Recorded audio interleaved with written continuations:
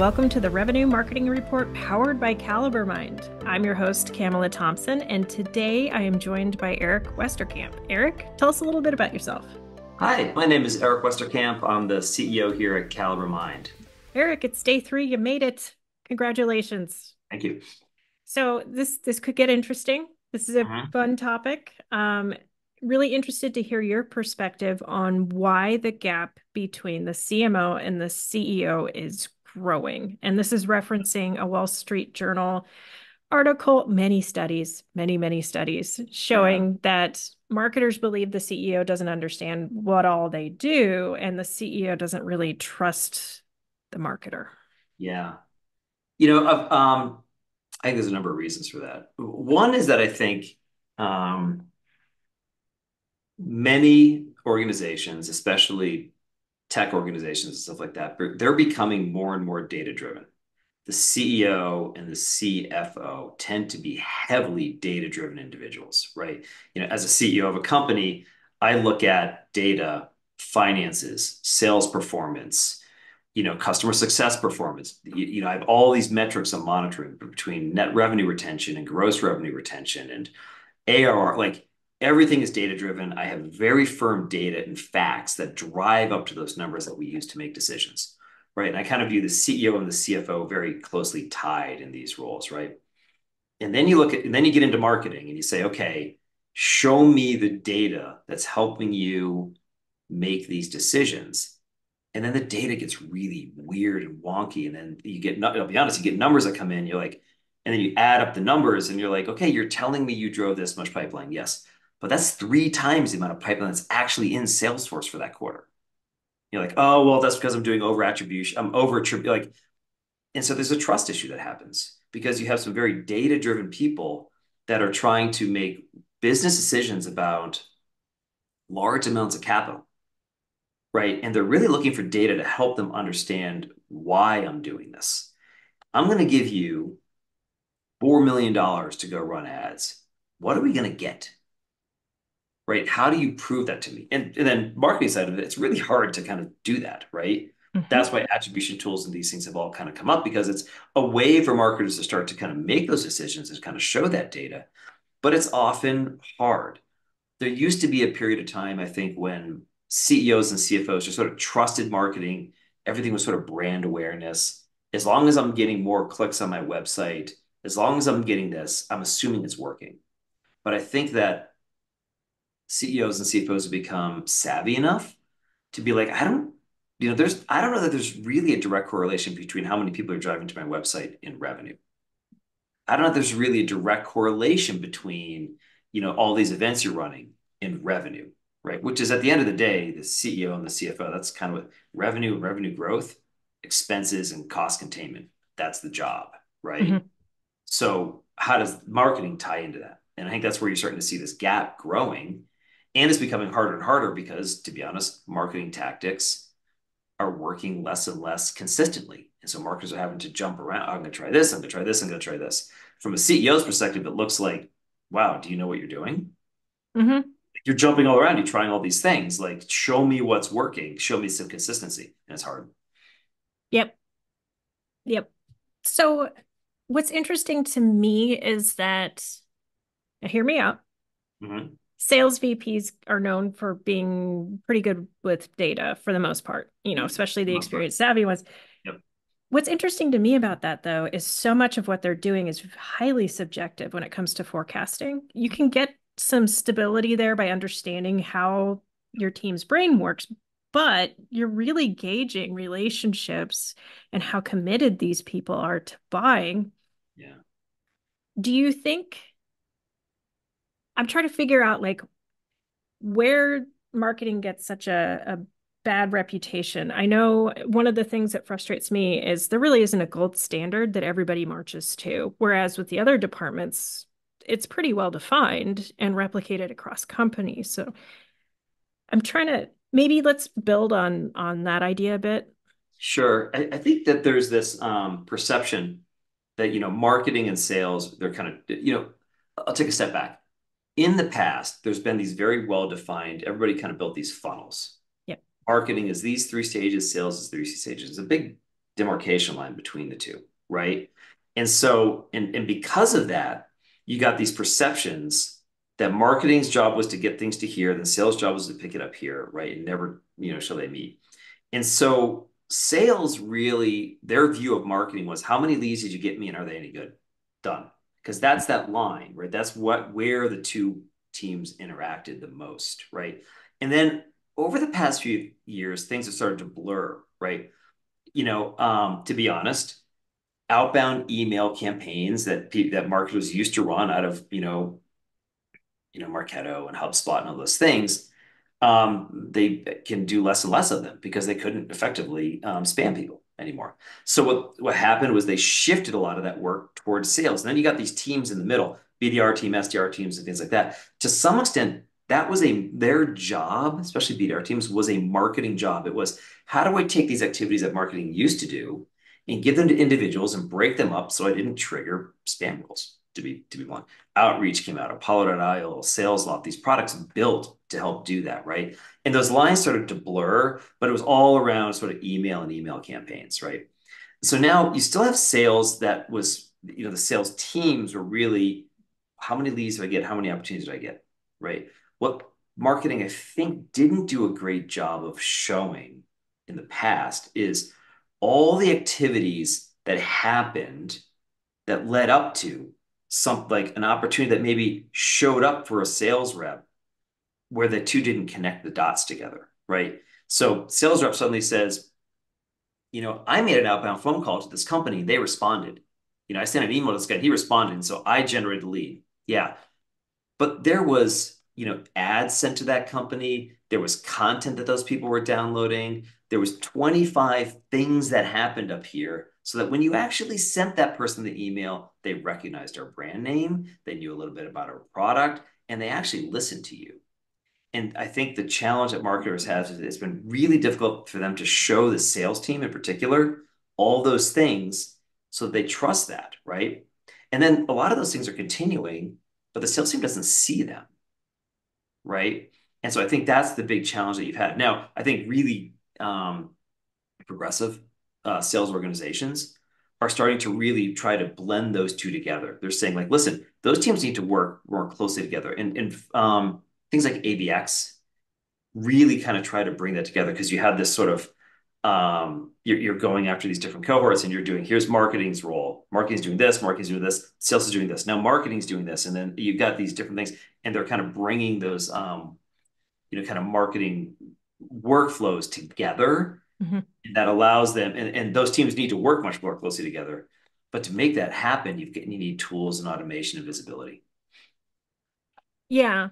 And from a marketing standpoint, people have really short-term memories. So I can't tell you how many times I needed to create a piece of content to help support a sale. And then, sale falls through. We forget that activity happened and we didn't get enough leads. Mm-hmm. So I think it's hard to I would agree that the two have been blending more and more. I think marketers do and should get involved later on in the sales cycle too, and even post sales to understand. You were talking about ICP earlier, and you mentioned acceptable and unacceptable customer profiles. That's Mm-hmm. really important to analyze that customer data that get there. Yeah. Um, so let's talk a little bit about. So I'm hearing from you, I'm trying to distill this into a few points. I'm hearing that marketers don't always know to speak the same language as the rest of the business. Yeah. Yes. So, and they don't always start with what you care about the most. Yeah. So you want to know profitability. You want to know, are they being a good steward of the budget that you're giving them? Yeah. And do they know what works when and how well so you Mm-hmm. can trust that? Yeah. Is that what I'm hearing? Yeah, I'll give you an example. Something that we've been working on a lot here. We just went through our whole end of 2023, beginning of 2024, we went through a process where it's like, okay, what are the marketing budgets for next year? Right. And something that we realized was that, we run our business taking a really hard look at our cost, our CAC, our cost to acquire a customer, right? And then we look at our CAC, like our efficiency rating, like at the end of the day, as a CEO or a CFO, I want to know how many dollars do I need to spend to acquire a dollar of revenue? Especially in a recurring revenue business, it's really important, right? Because if I can get to an accurate version of that number, I didn't know, like, and then I can give my projections for next year. I Mhm. can be like, if I want to generate, 20 million of revenue next year, I need to generate, I need to spend this much money. And then you can look at your budgets and figure out if you can do it, right? The challenge you have is that when it comes to sales, it's relatively easy to calculate that portion of it because it's really a headcount issue. I mean, there's a lot of some other things in there, but you can kind of get to some conversion rates and you can get there. For marketing, it's harder Yeah. because in marketing, you want to say, okay, to get to this number, I'm going to give you X dollars. Show me how you're going to use those dollars. And in a CMO is like, okay, well, I've got these, X number of channels that I'm going to do to generate pipeline.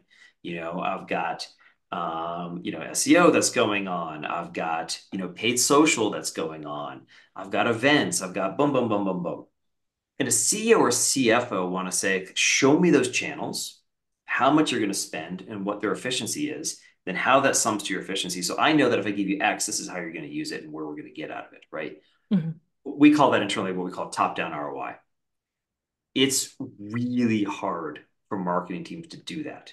Oh, I It's know. how almost every other part of the business works. Mhm. So that's the disconnect. This is how all these other pieces of business kind of work and function. How much to get X, what do I got to put in? Marketing is really hard, right? And so we're working on some things that allow companies to kind of flow that down and see all of that. It's a little bit easier for them to do what I call bottom up ROI. Okay, because they can get things like I'm doing LinkedIn, I'm doing Meta, I'm doing, Google ads, I'm using demand base, for this and that. And they can see that kind of fixed cost and what I got out of it, assuming they've got an attribution tool or something like that to tie that together. But if you have that, you can at least get that bottom up ROI. But what that really misses is personnel cost, agency costs, all these other things, right, that allow you to match it together. And that's the hard part. And I think that's part of the disconnect between CMOs and, to be honest, CFOs. The CFO wants, I mean, to be honest, they want to see that chart and they want to be exact. It'll never be exact, but that's what they Mhm. want. Mhm. And they want to be able to say, like, okay, if I'm going to hit, if you have to generate X revenue, how much marketing generated pipeline does that mean? And then how much do you have to spend? And then how are you going to do the channels? Then the CFO can see, like, okay, this is how much budget I need to give you. Then there's a real dialogue that can happen around, okay, like I can't give you this budget, but I still need to hit this number. A CMO then needs to look at the tactics they're doing and really start to think about, okay, well, I'm getting more efficiency out of this channel and less out of this channel. If I reallocate from here to here and I can get the efficiency a little bit higher, I can maybe hit that number with these resources. But the real challenge we see is that the marketers often at that channel level have no idea what the efficiency is. So they don't know what tactics to really move around. So they're really thinking about it from a very um, they're trying to think about it top down, but they don't have the data to support what's happening from the top down model. And that's the Yeah. And as a data person who was also a marketer, what was really a struggle for me is knowing I knew the efficiency. I also knew how long each of these was potentially going to take. And then trying to factor that in, it gets really messy really fast unless you have a tool to help you do it. Um, so I was always hoping that maybe we could just use CAC as Well, high a level estimate. mean, in a perfect world, you've got marketing who understands their channels and can develop a CAC, and then the sales channels, and then you've got that overlap between the sales stuff and the BDR team, SDR teams, things like that. That overlap, and you can get to a summation of CAC and then break it down between the two from an efficiency perspective, right? Right. And then again, if you have the right tools, you can look at that efficiency on a more granular level, maybe monthly, for instance, right? The challenge you see in a lot of models is they say like, well, my sales cycle is 90 days. Therefore, I'm just going to take the spend from last quarter and apply it against the bookings from this quarter, right? Okay. But that different channels have different efficiencies and they tend to affect at different points and things like that. It loses all that context, right? But Yeah. the only way to understand that is that to be honest, you've got to have, I get back to this concept you've got to have a timeline of all your marketing events. because with that timeline, then if you can match those timelines to expense, then you can start to get pretty granular on that data and that information. So, how do you think, this is all hypothetical, of course, how do you Yeah. think we get to the place where the CFO and CEO can accept that the marketer understands their channels and these three are awareness building, and we'll never be able to calculate this one for one, but we know we have to do it. Like, how do we get to the place where that's acceptable? I think the marketing, first of all, the marketer needs to show that they have credible understanding of the data that they do have. So Okay. that so that the data so that they can really say like in these other touch points, there is just no data available on it. And so we have to make some guesses. But I understand these things, right? And now we're going to take some guesses on the effectiveness of these other things, right? I think that if the marketer can show, again, really credible understanding of the data they do have and what's going on, and then the CEO and the CFO are like, okay, you understand what's going on in your business. You understand what's happening in the channels, given the data that you have. And you're making data-driven decisions. And then you can show us in a simplified form how you're making those decisions and why. And then your numbers tied pretty closely to our numbers. Then we're probably willing to let you, to take sort of this understanding like, okay, then there's this stuff that you don't understand that we can't get data on, and you're making guesses about that, right? We're much more likely to believe that, right? Right. And I think we need to bring up sometimes trust issues will sneak in and will question a channel.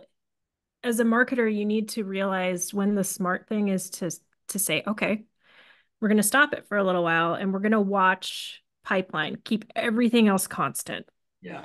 keep everything else the same. And if it starts to dip, we need to start doing it again. So Yeah. there's a time and place for correlations, I think. Yeah. Yeah, we get this a lot. We get a lot of questions from our customers like, is LinkedIn working for us? Because there's the reality that a lot of these ad platforms show ads, but it shows up in your sort of, organic search traffic, right? Because what happens is, I'm guilty of it. I will never click on that ad because I know they can track me, right? Because that's what we do. Like I do it, right? As a company. And so I don't click on that ad. I just go and I type in the name of the company, go straight to the website and look at their data and stuff like that. So there is a high correlation between those two, right? Right. Um, if to be honest, if you don't have someplace where you know that you send out ads in the timing of it, and you know when the search engine traffic came in, and it maybe has some de-anonymization so you can track that, you'll never be able to put those things together. But if you can put them together generally, that then does allow you to watch what's going on and start to see, okay, I'm running ads here and I'm seeing higher search engine work, coming in. And I have my ICP defined. It tends to be the types of companies that I'm targeting over here. Okay, I can get that relationship, and I can understand that a little bit. Yeah. Um, it's hard to do, but it's really the only way to start to kind of put those two pieces of information together. Well, and for those who were in marketing before the digital revolution, they had to do that back then, right? So they had to prove correlations. If we're running an ad in Chicago, are we seeing increased Yeah. pipeline and bookings there? So I think it's a fair ask. Yeah. Excuse me. Eric, I appreciate your perspective. Thank you for stopping by the show. Where can people find you to network? Yeah, sure. If you want to understand more about CaliberMind, come to CaliberMind.com. If they want to reach out to me, best place is LinkedIn. I believe I'm just like LinkedIn/Eric Westerkamp. Listeners, thank you so much for tuning in to the Revenue Marketing Report. Please tell 2 friends, subscribe, download, whatever you can helps. And for those of you looking for more great content like this, check out CaliberMind.com.